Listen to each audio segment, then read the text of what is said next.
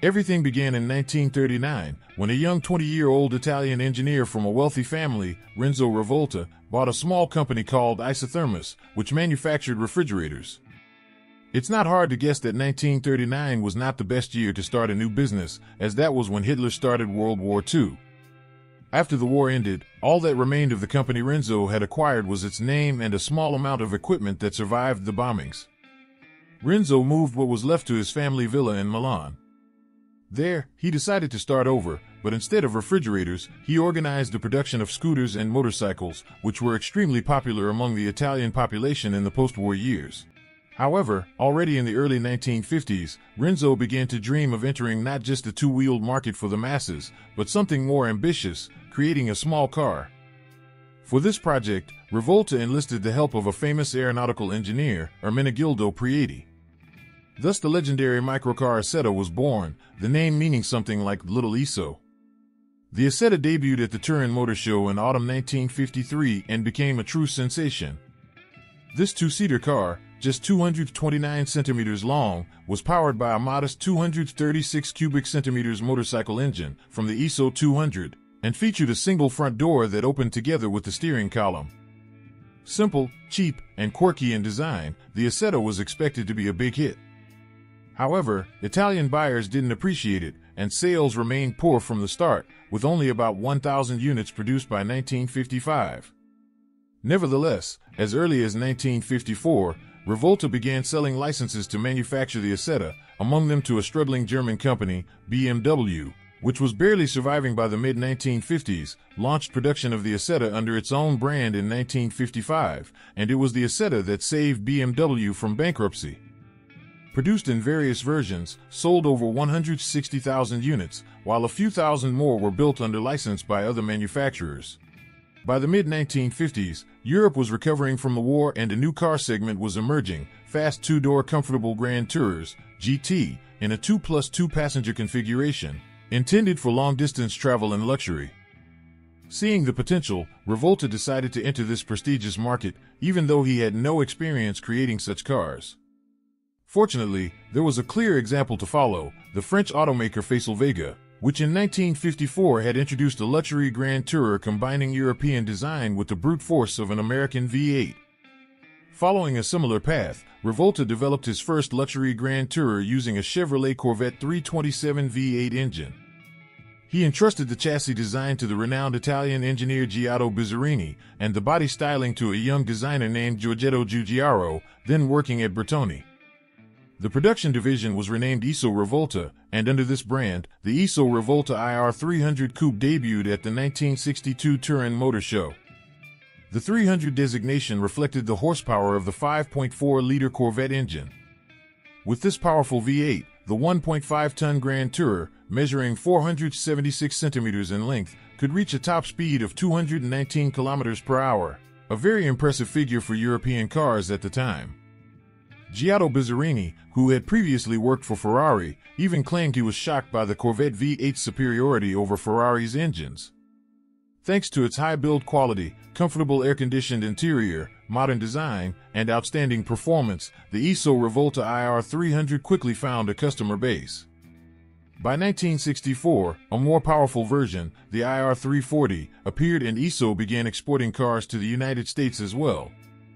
ISO Rivolta signed a long-term contract with General Motors, and by 1966, the company had completely stopped motorcycle production, focusing exclusively on automobiles.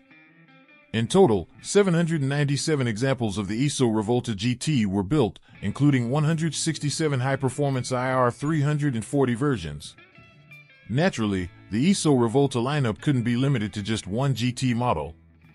In the fall of 1963, a racing version was unveiled, the ISO A3, built on a shortened GT chassis. This model competed successfully in both European and American touring championships. In 1964, the A3 achieved a remarkable result by winning its class at the 24 Hours of Le Mans, finishing 14th overall.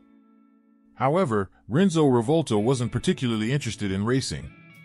He soon handed over the motorsport program to Bizzarrini, who established small-batch production of the A3 Berlinetta Stradale street versions under his own brand, Bizzarrini.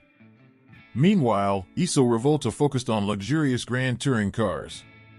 At the end of 1965, the company rolled out the first production units of its newest model, the legendary Iso Grifo. The Grifo marked the first time Iso used a griffin emblem, taken from the Rivolta family coat of arms. Like the earlier GT, the Grifo was engineered by Bizzarrini and styled by Giugiaro at Bertoni. The Grifo targeted the very top end of the luxury grand touring segment, competing with brands like Aston Martin, Jaguar, and Maserati. The model name Grifo Lusso meaning luxury in Italian, highlighted this ambition. Unveiled in August 1965 at a special event, Iso Rivolta proudly declared the Grifo to be the best car in the world. The Grifo came in various versions and configurations but was always powered by the mighty Chevrolet 327 V8. It quickly earned a reputation as one of the finest and priciest grand tourers of its era, thanks to its modern, attractive design and top-notch build quality. Following the Grifo's debut, Iso Rivolta seemed poised for a bright future. But on August 20, 1966, tragedy struck. Renzo Rivolta died of a heart attack just days before his 58th birthday. The responsibility for the company fell onto his 25-year-old son, Piero Rivolta, who despite his youth, put in every effort to continue his father's legacy. In 1967, Iso Rivolta introduced a new model, the S4, a luxury four-door sedan later renamed Iso Rivolta Fidia. The name Fidia was a tribute to the ancient Greek sculptor and architect Phidias, creator of the statue of Zeus at Olympia, one of the seven wonders of the world. The Fidia's architecture borrowed heavily from the Grifo, and its design was once again entrusted to Giugiaro, now working at Gia, a studio owned by the famous Alejandro de Tomaso. Interestingly, the De Tomaso Deauville sedan, launched in 1970, bore a strong resemblance to the Fidia, although there was no direct connection between the two. Piero Rivolta had a clear goal for the Fidia: to prove that a large four-door sedan could be luxurious, spacious, and sporty at the same time. The Fidia was indeed large, its body length was almost 5 meters. It was lavishly equipped with leather interiors, air conditioning, and heavy sound insulation that almost completely muted external noise. And thanks to the trusty 327 V8, it was genuinely fast, accelerating from 0 to 100 km per hour in 8 seconds flat and reaching a top speed of 233 km per hour. Piero proudly called the Fidia the fastest four-seater in the world. Between 1967 and 1973, only 192 were built. Among their buyers was none other than John Lennon, the rock legend. Meanwhile, Piero Rivolta continued developing the Grifo. Initially available only with small block 327 V8s, 300 or 350 horsepower, a truly insane version appeared in 1968, the Grifo 7 Litri. This variant used the massive 427 cubic inch Chevrolet V8 L71 tri-power, an engine derived from racing units, featuring 3 two-barrel carburetors instead of a single 4-barrel. Officially, the L71 delivered 435 horsepower and 624 Newton-meters of torque. However, many believe the real output was closer to 500 horsepower. No wonder ISO literature boasted that the Grifo 7 Litri could reach 300 km per hour, 186 miles per hour, almost unbelievable for a road car at that time.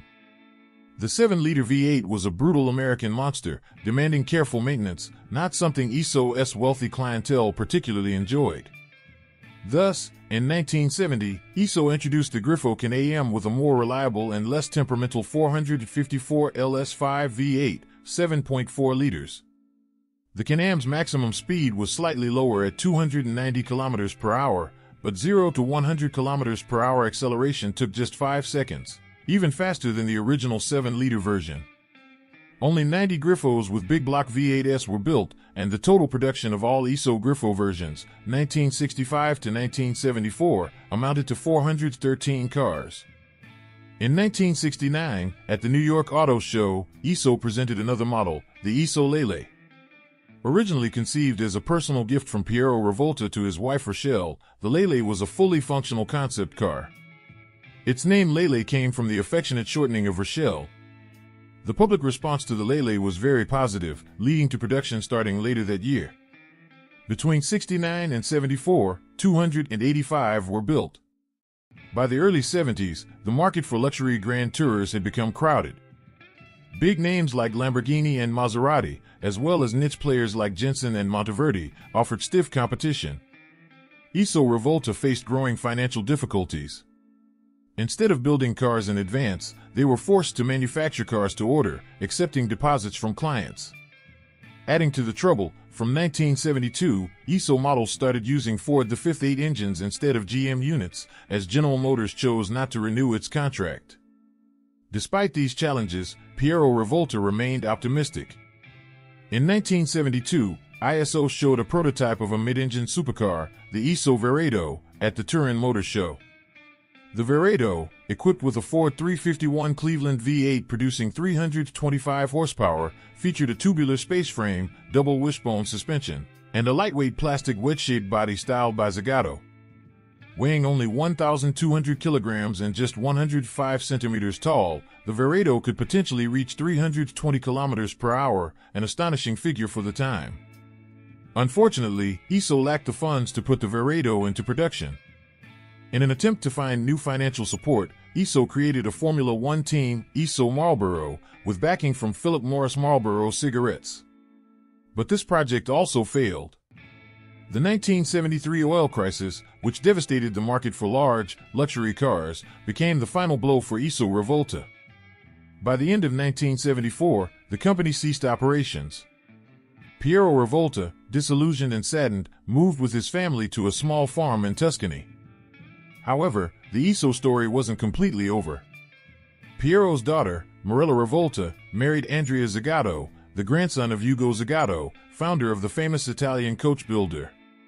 Thanks to Marella and Andrea, the CEO, Zagato was revitalized by the late 1980s. Marella had long dreamed of reviving the Isetta Rivolta brand, and finally succeeded. In 2017, Zagato created a virtual concept, the Isetta Rivolta Vision Gran Turismo, for the PlayStation game. It became the first step towards reviving the legendary brand. In 2021, Zagato launched the Isetta Rivolta GTZ, a limited production coupe inspired by the 1960s Isetta A3 styling, but underpinned by modern technology. True to tradition, the GTZ featured a fiery American heart, a GM LT4 V8 producing 660 horsepower and 881 Newton-meters of torque. Zagato continues to accept orders for the Isetta Rivolta GTZ today.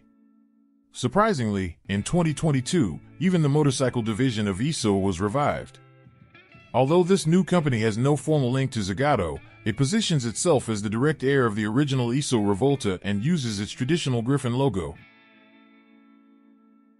And most intriguingly, the founder of the new motorcycle Isetta is Ferruccio Lamborghini Jr., grandson of the Ferruccio Lamborghini. But wait a minute, you didn't smash the bell and press the like button. Blast.